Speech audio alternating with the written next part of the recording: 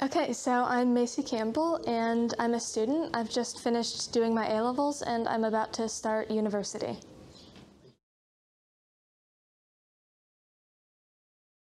So for this question, I actually had to ask my mom for a bit of background information because my interest began before I developed long-term memory.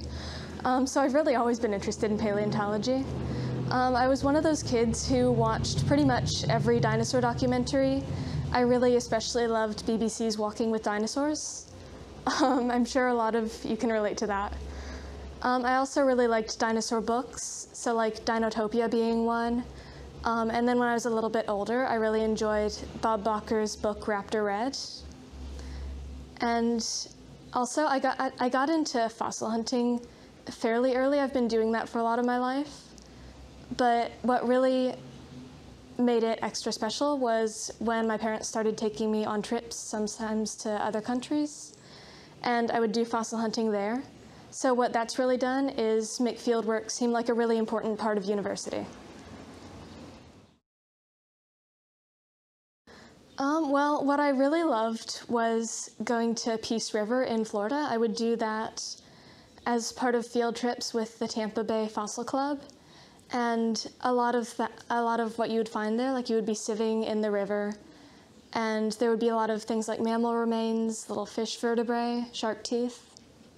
Where I would go back to, though, is probably Solnhofen in Germany, because I've just learned a lot more about it since then.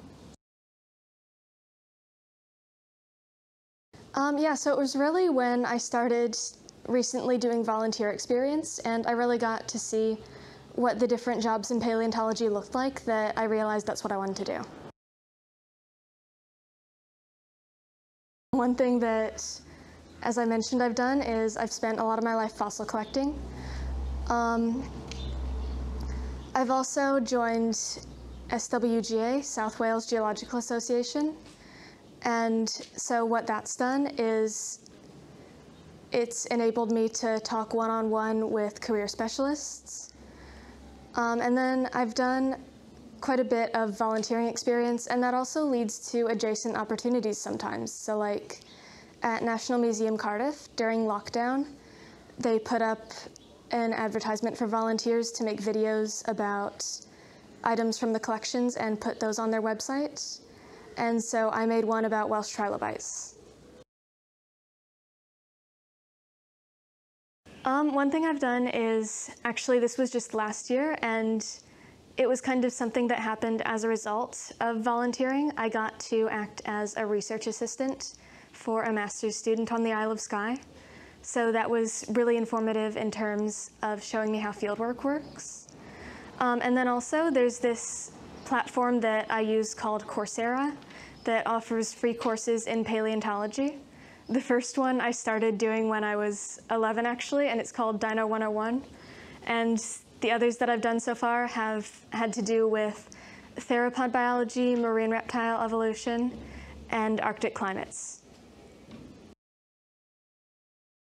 Well, definitely recent volunteering experience, and especially this internship that I'm currently doing at the Etches collection, actually, because I've really gotten to sample pretty much every aspect of the running of a museum, so that's been incredibly useful.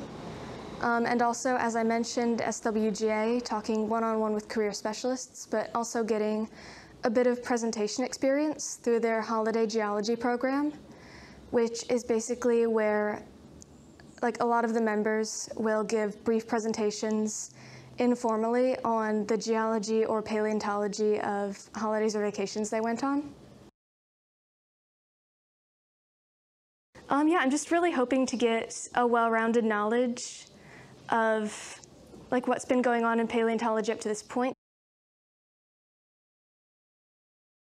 Yeah, I definitely intend to stay on an academic track. I've actually been looking at master's and PhD programs already a bit preemptively.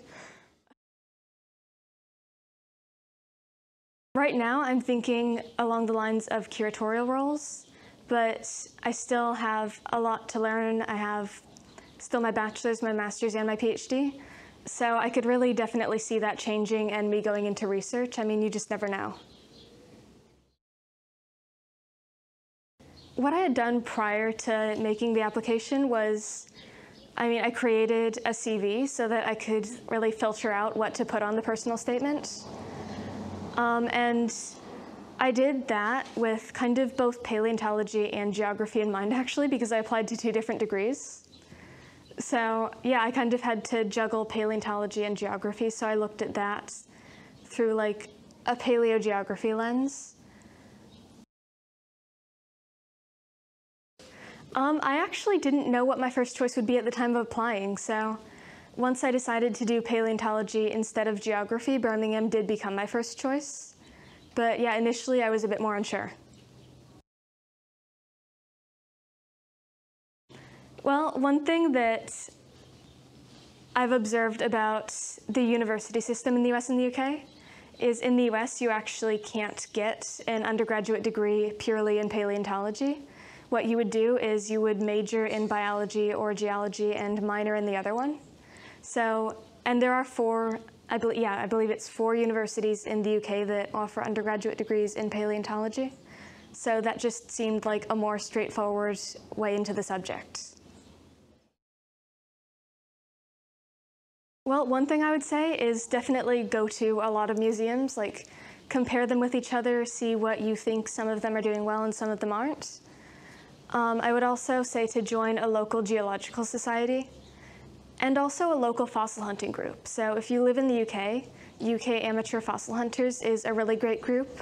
But when I lived in Florida, as I mentioned, I was with the Tampa Bay Fossil Club, and that was a really good way to attend lectures and go on field trips.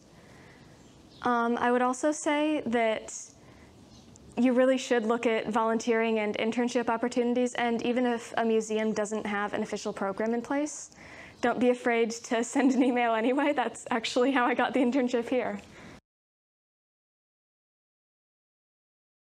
Lots of locations, especially the UK, do have a lot of accessible fossil sites just like within driving or even walking range. And that's also true in a lot of other places. So I would definitely recommend getting exposure with local fossil hunting and also joining a local geological society to kind of improve upon your awareness of local geology. And then I would also suggest doing lots of online courses to just broaden your understanding of the subject, really. Yeah, a lot of it has been digital and online, but I do like at the Geological Society I'm part of, they actually have a service where people will donate books about geology and paleontology. So I do pick up books that have been donated to read those, yeah. That's all we've got for you today from the Etches collection. Thank you so much for watching. Don't forget to like and subscribe for more, and hopefully we'll see you next time.